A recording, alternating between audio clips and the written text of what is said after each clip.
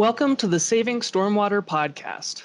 I've got a great guest for you guys today, but before we get into it, this podcast is made possible by Compliance Go. In the age of COVID, there are a lot of unknowns. The last thing that you want on your list of unknowns is the status of your stormwater inspections. Making sure you are in compliance is easier than ever with built-in user customizable forms and the ultimate inspector dashboard. Make sure you never miss anything with patent-pending technologies like rain event notifications every time it rains with precision down to the meter. To get started for free, check out compliancego.com. All right, today I am pleased to be joined by James Moore. James has quite a bit more experience than I do for sure. But I can say that for most of my podcast guests. But he does bring a little bit more expertise and maybe a little bit more finesse to what we might be used to on the podcast. So without any further ado, thanks for joining me, James. Hey, Preston, how you doing this morning? I'm doing pretty good. I really appreciate you coming on with me. Thrilled to be here, man. Let's talk about some stormwater. Let's do it. So let's introduce you a little bit here. What is your role within stormwater? How did you get involved in this crazy industry that is usually unheard of? All right. Well, in my current role, I am the stormwater specialist for the Georgia Association of Water Professionals. And what we are is a 501c3 education nonprofit that is also serves as kind of the umbrella organization for the Georgia chapter of the Water Environment Federation and the Georgia chapter of American Water Works Association and the Georgia chapter of the the Association of AWRA. And then suddenly all my acronyms are running together. But we are and we're our own organization, have been since the 30s. Sort of, we got started to educate wastewater operators and in the sort of new and emerging world of treating your sewage discharge, which was rather an innovation back in the 30s. So we've been around a long time, and we've had the organization had kind of a fingerprint, in just a toe in the stormwater world as it kind of developed. Through our sort of member services, we have a stormwater committee that has met for a long, long time. And they brought me on a few years ago because they're trying to beef up the amount of stormwater education that's available for stormwater professionals. So prior to that, I was a deputy director for the stormwater management department for the city of Griffin, Georgia. And then prior to that, I did compliance work for Henry County, another Metro Atlanta MS4. So I've been doing this since 2005-ish. So that's kind of me in a nutshell. Okay, so since there has been so many different areas of stormwater that you've seen over time, what areas have you seen? Like, what sections of stormwater have changed? Maybe what sections have changed for the better? Maybe for the worse in some cases. Just off the top of my head, I've been reviewing some of the Georgia stormwater permits recently, which we will be doing a webinar on that. Stay tuned for that. But right now there are 3 different, construction stormwater permits. That's pretty different from a lot of other states where they, maybe have 1 construction stormwater permit. Well, answer your first question as to what's changed, a lot, and I'll say that it's all changed for the better. Oh, good. When we kind of got going with this thing, my first municipal stormwater program I was part of, we were a brand new phase 2 community. We were a brand new stormwater utility. And so, and we were in the boat with a lot of other communities around that same time. So it was really everybody was trying to figure out what all this meant. Mm-hmm. And we're doing their best to sort of take existing programs that have kind of been around for a long time in this sort of public works sphere and try to take that square peg and ram it into a round hole and make it a stormwater program. Sure. And, and balancing sort of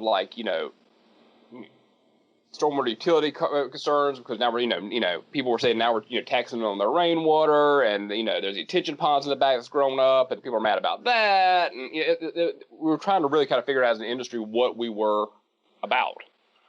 And I think as time's gone on, that sort of we're learning those lessons and we're becoming more mature as a field, and that's a good thing. We got a long way to go, but we're building expertise as a group of professionals now. Yeah.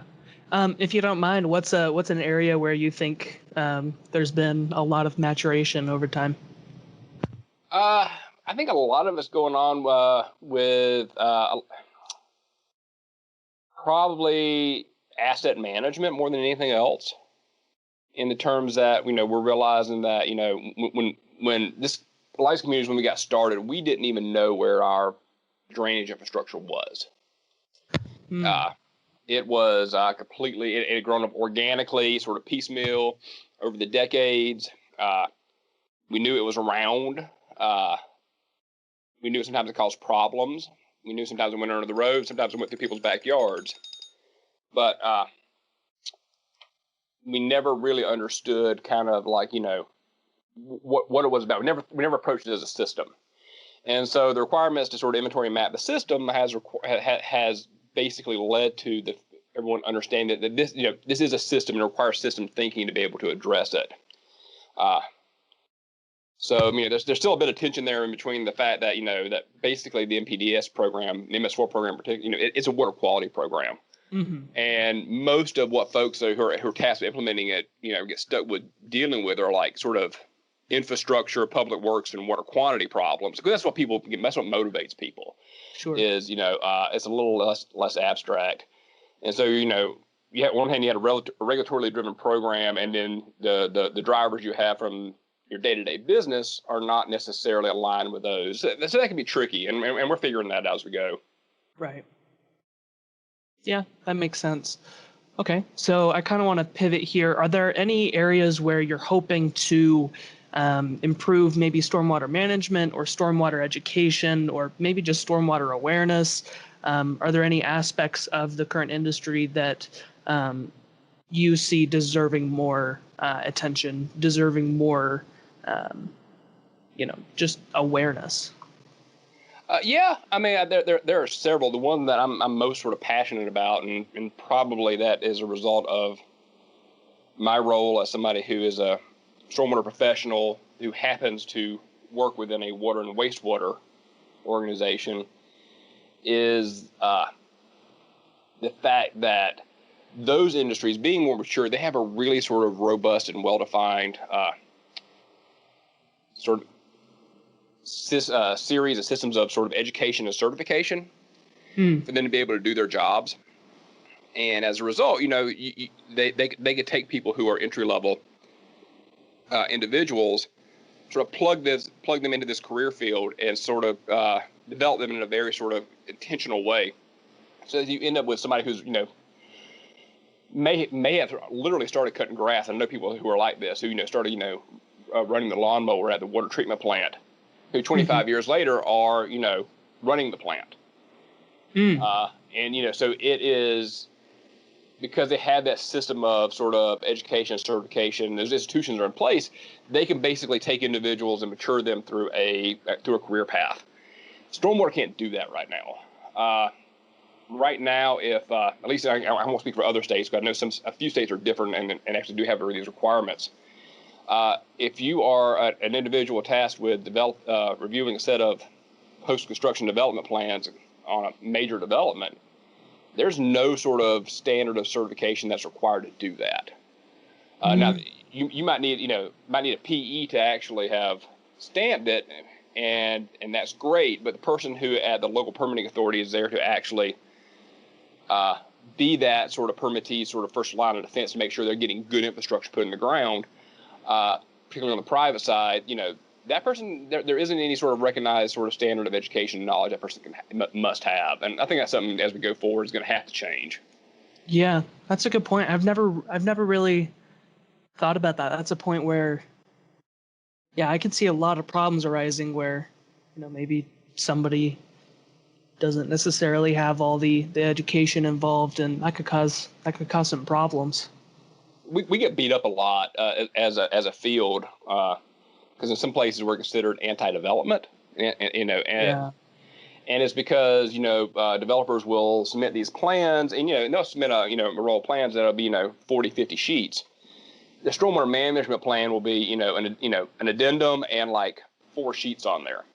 Yeah. And that's what gets flagged and ends up having to delay the approval process, and more often than some of the other stuff. So it puts a bad taste in some of the people in the development community's mouths, particularly if they're not being treated sort of consistently from one municipality to the next. And so that's somewhere I think we have some room to grow. Yeah, I think you're right.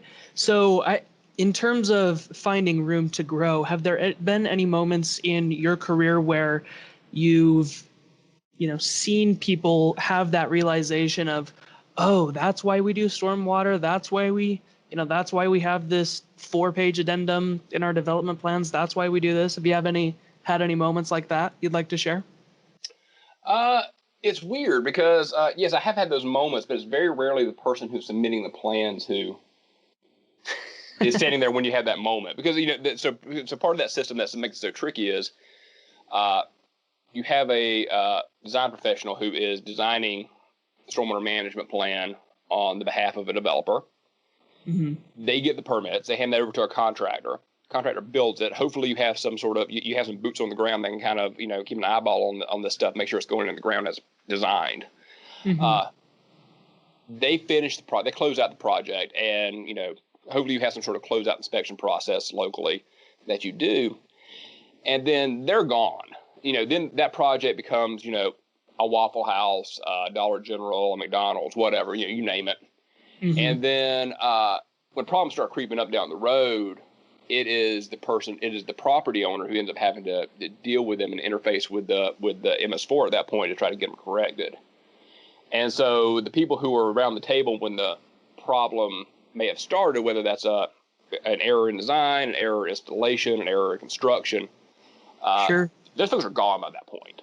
Yeah. And so, the folks that are dealing with this failing infrastructure, they become very aware, and they want to know, why wasn't no one there to protect them and look out for them? And when you're starting to deal with sort of like, really sort of exacerbated, especially like flooding issues and things like that related to development and maintenance issues that end up with, pest issues like mosquitoes, things like that, it gets people real concerned real quick. But unfortunately, those aren't the people who are necessarily around the table when the process kicked off. Right. Yeah, and I can see that being really hard, like having to go to a business owner potentially and saying, hey, you got stormwater problems, you're responsible for this. And, it's like, how am I responsible for this? I didn't build it. I didn't design it. I didn't do any of this. Why am I responsible for this, It can be an awkward conversation. Yeah. How do you go about having that conversation with people? Because it's an important one to have. It's an important one to bring up and say, look, this affects all of us. But like, how do you bring that up in a way that maybe doesn't ruffle too many feathers? Well, if things were done correctly, when I say correctly, I mean by our process here in Georgia, which is going to differ from it's going to differ from state to state. Sure. A lot of those ongoing sort of obligations and maintenance and operations agreements should have been agreed upon and sort of attached to the deed by that point. And so you do have a legal leg to stand on to say, hey, you might not have realized this when you closed on the property, but back 72 pages into this, you signed something that said that you were going to do this, so get it done. Mm-hmm. It gets trickier when that didn't happen, when those agreements were not properly executed, or if the infrastructure was built before these requirements were in place for the ongoing maintenance agreements. Yeah. That gets real tricky because, a lot of times, you're dealing with, infrastructure that was ostensibly put there for a public good that lives on private property. Right. And that really, the whole sort of paradigm of how you do sort of public works management, really gets turned on its head. It's like you stay off private property whenever possible, because it just opens up a whole Pandora's box of problems. Mm-hmm. And if you're wearing your watershed management hat, and I'm a watershed manager, you're really concerned about the quality and health of the waters in your watershed. Well, you got to get to where the problem's at. But if you're wearing your public works hat, then you're like, man, that's on private property, and we don't have any easements on that, and we don't have nothing recorded. And the city manager says leave it alone. I'm out of here, buddy. So it's tricky. It's tricky. But when it comes to dealing with folks, people want they pay for services, and they want people to help them find solutions to problems. And as long as they feel like you're hearing them and you're constructively moving in that direction, most people are good to work with. Mm-hmm. What do you mean by people pay for services? Okay, so in our case, the MS fours I work for are all funded by stormwater utilities. Mm-hmm. And Georgia, I think, has something along the lines, I don't know, 61, 62 stormwater utilities at the moment, which is a pretty fair number. Mm-hmm. And I don't know how familiar you are with stormwater utilities, but they're a dedicated funding mechanism for stormwater management. Sure. And so they're a relatively recent innovation. So one of the MS4s I worked for, City of Griffin, was the first one in Georgia, and they started there in 1999. Mm-hmm. So you're talking about a relatively recent thing. These things happen as a result of action by the mayor or the city council. So it's very public, and you're talking mm-hmm. about going and basically charging a fee for something that people are not used to charging, having paid for. And so they tend to be very they can be somewhat controversial at the time. Mm-hmm. And so a lot of times they are put together and as a way of making it sort of palatable to the people who are going to be paying. It's like, hey, you have all this drainage infrastructure in your community that has to be taken care of. This is an equitable way to go about, funding that. And so, you're going to pay into this fund, and we're going to help you with, manage your drainage infrastructure. And a lot of times what they hear is, oh, if I have nuisance flooding, then the city's going to come and fix it for me. Okay. And then that's sometimes the municipality is in a place where they can do that, and a lot of times they're not. Right. So it's a lot of this stuff, like, it goes back to the fact that before we inventoried it, we didn't know what we had. Right. Years ago, when I was working for one of the MS4s I was working for, I was, for some reason, I was in a project and I needed to go back into the city archives because I was trying to track down a particular storm pipe and how old it was and where it went. Details don't really matter, but I ended up with a stack of sort of the minutes from the city's Gas, Electric, and Public Works Commission from 1914. Whoa. And I was reading through it. And at the time, this was before this particular city had any sewage treatment at all. Certainly didn't have a stormwater program. What they did have a bunch of toilets. And they all flushed out to the creek. Sometimes through trunk lines, but they all ended up getting hard piped to the creek. And so one of the things that kept coming up in the minutes was the director requesting to basically take and flush the city's sewage system into the creek more frequently to deal with the smell. So that's the case from about 100 years, where we were just hard piping all this stuff. There was the sewage and stormwater was all commingled, and it was just something that you wanted to get into the ditch, preferably downwind, and beyond, and anything beyond that was just gravy. Oh, so, yeah. and so so if you're inheriting these systems that were built under that sort of model and that paradigm, and might have been there ever since, you're not right. These weren't really put together in a way that to support modern sort of watershed management efforts. No, I don't think so. So that's a pretty big disadvantage, I would say. So one of the questions I have here in my notes to ask you is, why is Georgia stormwater compliance different from so many other states? And, I do understand that there's a very big difference between an East Coast state that is actually by the water, by an ocean, or might have water bodies leading directly into the ocean, than say landlocked Nevada, right? But there are still a couple of things about Georgia, like before the podcast, we talked about LIAs and how they can be connected, but they can also be not connected. How does that work? Okay, so Georgia's is a little different than a lot of other states in the fact that we had our own sort of local, homegrown ENS requirements, erosion sediment control requirements for construction sites, developed sort of in parallel, but somewhat independently from the national NPDES efforts. Mm-hmm. So in the early 70s, Georgia passed a statewide erosion and sediment control act. And so that set up a framework for regulating construction site erosion and sediment control. And that is overseen largely by the Georgia Soil and Water Conservation Commission, which is a separate state organism that's separate from our state Environmental Protection Division. And it's a good law. It requires certain certification and education levels for people involved in land disturbing activities. That's where our state stream buffer requirements live. It's been there. It's got some age on it, and it served us well.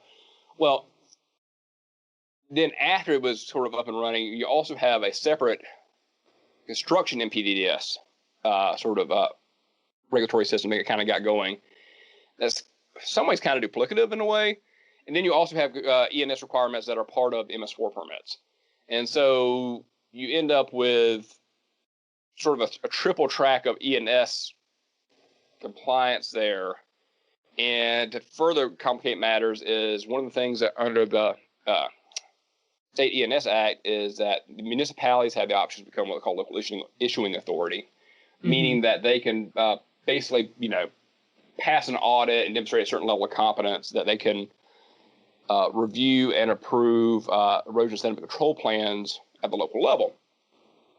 But not all communities do that. It's not required that a community does that. A community can basically can pass that off to the Soil and Water District to do on their behalf. But again, that program is a completely separate program from the NPDES requirements and the construction ENS requirements that are there. So it's a good system, but it can get really confusing sometimes. Mm-hmm. So let's say I'm going to pitch a hypothetical here. So let's say I'm a developer. I'm building in Georgia. Let's say I'm building in a phase 2 MS4. Am I going to have any interaction with an LIA? Am I going to have any requirements associated with an LIA? Probably. Probably. Most MS4s, and I don't have the numbers in front of me, most MS4s are also LIAs. Gotcha. So what you're going to do is you're going to, when you prepare your plans, you're going to put together your erosion sediment control plan. It's going to be put together by someone who has been certified by the Georgia Soil and Water Commission as being competent to do that. You are going to use their standard boilerplate checklist, and you're going to submit that with the plans. And then, just as part of the plan review process, that local permitting authority, whether that that happens to live in a stormwater program or happens to live in a development department or however that MS4 structures it, they're going to look at that. They're going to review and give comments and ultimately approve or disapprove those plans. So now if that community is an MS4 and not an LIA, then those ENS plans then have to get shipped off to a third location to be reviewed and be given comments on. So what ends up in practice happening is the design professionals, that they know what's necessary, and they're going to basically submit sets of plans that are very similar from one municipality to the next, regardless of whether they're LIAs. Gotcha. Okay, that makes sense. So gonna try and see if I can we've gone super microscopic here. I'm going to see if we can bring it back open a little bit, if we can expand our view a little bit here. So I wanted to talk a little bit about COVID. I know it's the most loved and hated topic of everybody right now. But I wanted to ask, how has it affected everybody at the GAWP? How has it affected you? Have you seen a lot of changes, no changes, maybe some changes in terms of how you do work? How has it affected you? It's had a huge impact in different ways. And I think some of the impacts we're just now starting to see, and we're going to see more as we go forward. We're an education organization, but that education takes the format of classes, but also takes the format of conferences. And so we do, 3 to 5 conferences a year. Mm-hmm. And a lot of our revenue comes from, as part of our business model, is it comes from those conferences. And that those have had to be rescheduled and gone virtual, our sort of business model has really been shaken up a bit. Because, you just lose a lot of the, people like conferences because they like the educational value, but they really also like the opportunity to do the peer-to-peer networking. Mm-hmm. Sure. And when you can't do that, then, it ends up really affecting, then the exhibitors don't have access to their potential market. It just, the business model is tricky. So from an organizational standpoint, we've been dealing with that. Uh-huh. Specifically to my sort of portfolio of dealing with stormwater, is 2020 was going to be a really big year for the Georgia stormwater community, because this is the year that all the MS4s are required to adopt runoff reduction as a stormwater performance standard, meaning that that first 1 inch of rainfall they're going to have to keep on site and either infiltrate it, evaporate it, store it, and reuse it. Mm-hmm. Which is a pretty seismic shift on how we've done things in the past. So we knew this was coming when they did our last round of permits 3 years ago. They put it in there, but they put basically a 3-year sort of grace period in there for everybody to get everybody adapted, get everybody to get ready for that. So 2020 was really going to be the year where, everybody, sort of put on their big boy boots and kind of get all this stuff figured out, because this December of this year is when the requirement becomes mandated by the permit. And so, COVID just, basically blew all that out of the water. People are working from home, people's budgets are getting slashed, everybody is, has lots of things to worry about that related to COVID that don't have to do with runoff reduction. So that's been tricky and set us back a little bit, but I'm confident we're gonna get turned around though. Yeah, I think you're right. And I mean, I don't want to minimize, some of the struggles a lot of MS4s have had. I won't say which specific one, but I have talked to quite a few MS4s across the nation. And there was one that sticks out particularly in my mind where not just their stormwater department, but their entire public works department got cut down to 2 engineers, Yeah. And so I don't want to minimize, the impact COVID has had on a lot of places. And honestly, in situations like that, I really just, it's like, however and whatever you can do in terms of stormwater, do it. But that's so hard. If your entire budget has been slashed, there are a lot of ways that, I think people are being forced to innovate at this point to try and hit a lot of requirements or to manage stormwater or manage runoff. But this is just a hard time for, not just an MS4, but public works and, government work in general. I feel like there's been a lot of positions that have been cut recently. Oh yeah. A lot of programs are getting hammered, and the ones that aren't doing layoffs, their training budgets have been, just slashed to nothing. So that's gonna be a challenge going forward. But I think we'll come through it. I mean, I'm fortunate enough that I was around in this field during the last recession. So came into it, and it was right in the middle of the sort of the big housing bubble. And everything was just going hammer and tongs, man. I mean, it was like they couldn't build subdivisions fast enough. They were trying to roll these new stormwater requirements out there. It was just, pandemonium. Right. And then, so became one of those things where, all of a sudden, like the music just stopped. And, because that recession specifically hit the single family housing sectors especially hard. Mm-hmm. And so, you had, 500 home subdivisions that had, that were just building as hard as they could one day, and the next week they were just basically, bare red dirt, and all the equipment had been pulled off and everybody was gone. And, and so, it seemed like one of those times, like, man, like we'll never get out of this. We'll never get this thing turned around. But, we did. People had to innovate. People had to be smarter, and figure things out. And they did. And I'm confident that we're going to do it this time too. Sure. So actually, in terms of like innovating and doing some new things, in terms of training, in terms of education, how have you? Has there been anything? Are there any plans in the works that you think, yeah, this could be a new area where we start to provide training, or maybe we help people get their certifications this way? Just kind of spitballing off the top of my head, I know some people are starting to do digital inspection trainings. Some people are. There's a lot of ways. It sounds like people are mostly moving online, but is there anything that you've started working towards, or anything that you think would be the right way to move in terms of not only reducing the coronavirus spread, but making sure that we keep ourselves in compliance? Yeah, so I mean that's a good question. We're still trying to figure that out. So we've taken some of our trainings that were in person and sort of field sort of oriented, and we're in the process of reconfiguring those to make those more effective in a virtual environment. Mm-hmm. One of the things that we've learned is that you can't ask anybody to sit in front of a screen for more than 2 hours. So that means you have to if you have to abbreviate the training and then chop it up into chunks, then do that.